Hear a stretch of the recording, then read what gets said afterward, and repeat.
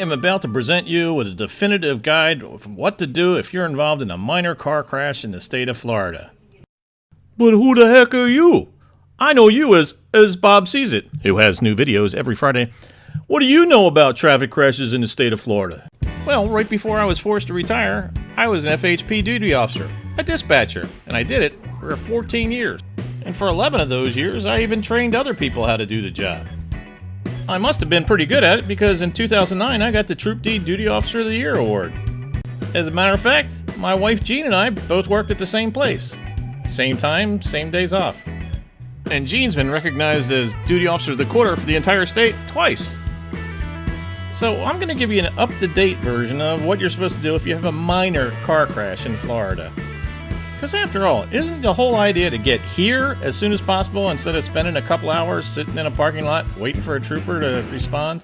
And yes, I'm serious about that. It can be several hours before you see a trooper.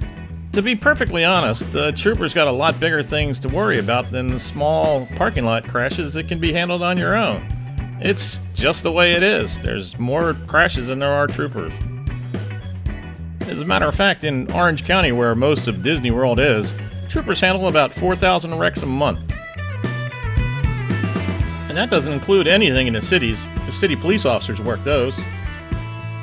So no, wait times of 2 to 4 hours, well, that's just nothing unusual in Troop D. So you can see where crashes in a parking lot or where there's just a little bit of damage, they're really not going to be a priority for FHP.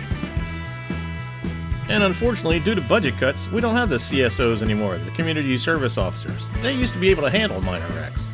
So I'm going to tell you what you need to do to get yourself back on your merry way in the shortest amount of time. Legally. The driver's self-report of a traffic crash, or blue form, used to literally be that the trooper took the blue copy of their crash report and handed it to the drivers on the scene, and then they exchanged information and wrote the information down for each other. Now, the driver's self-report of a traffic crash is a real thing. You can find it online. And yes, I'm serious, it's real. Look, it even says so right there on top. Driver's report of a traffic crash. Now, what you're going to need at the scene is everything to answer these questions online once you get home.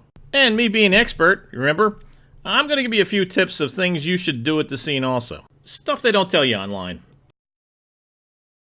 The first and most important thing you need to do at the scene of your minor incident is determine, number one, is everybody okay?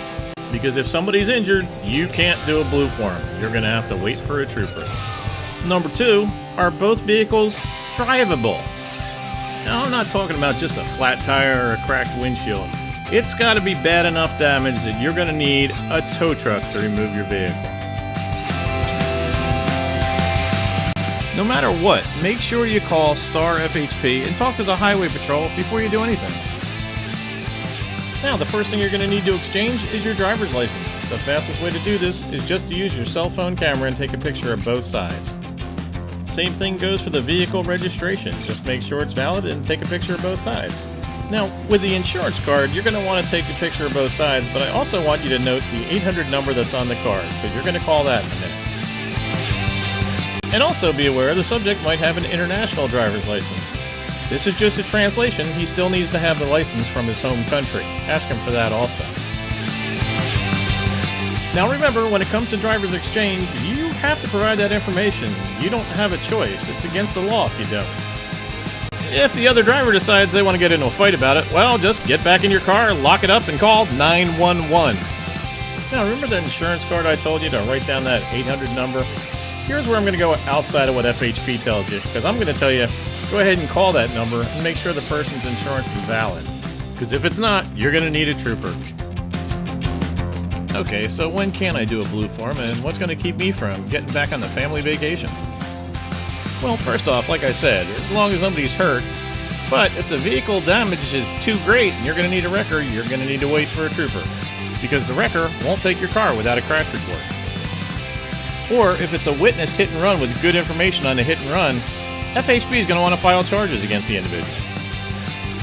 And if it's a commercial vehicle, you'll have to wait because all commercial vehicles require a long-form crash report to be done. Also, if there's any alcohol involved, if either driver's been drinking, charges will be filed.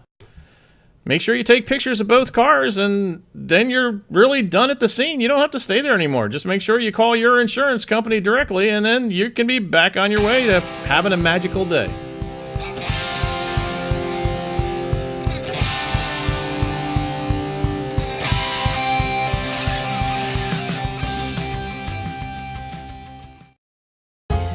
Emmy's decided to sleep in, but she's still looking for your comments and likes.